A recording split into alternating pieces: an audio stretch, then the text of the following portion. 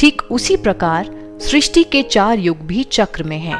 सृष्टि चक्र सतयुग, त्रेता, द्वापर और कलयुग इन 4 युगों से बना हुआ है। चारों युगों को मिलाकर एक कल्प कहा जाता है। जिस प्रकार हर चक्र की एक अवधि होती है, जैसे 24 घंटे का एक दिन होता है, 60 मिनट का एक घंटा होता है, 30 दिन का एक महीना होता है और 365 दिन का एक वर्ष होता है, ठीक उसी प्रकार 5000 वर्ष का एक कल्प होता है।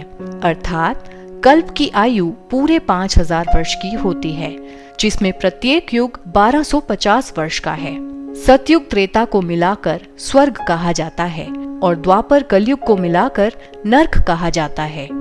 कलयुग के अंत और सतयुग की आदि के बीच के समय को संगम युग कहा जाता है। यह 100 वर्ष का होता है। 2 युगों का संगम होने के कारण इसे संगम युग कहा जाता है।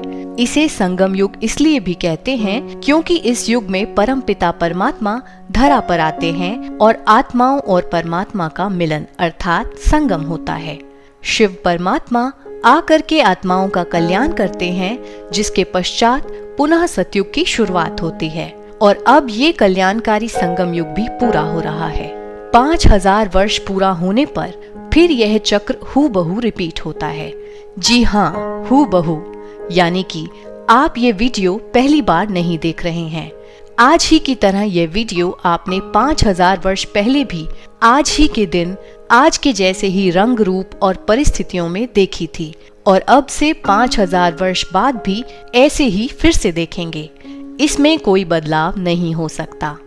बिल्कुल वैसे ही जैसे जब फिल्म की रील एक बार बन जाती है तो उसे जितनी बार भी प्ले करेंगे वह हूबहू रिपीट होगी। तो यह सृष्टि भी एक नाटक है जिसमें आप और हम सभी एक्टर्स हैं।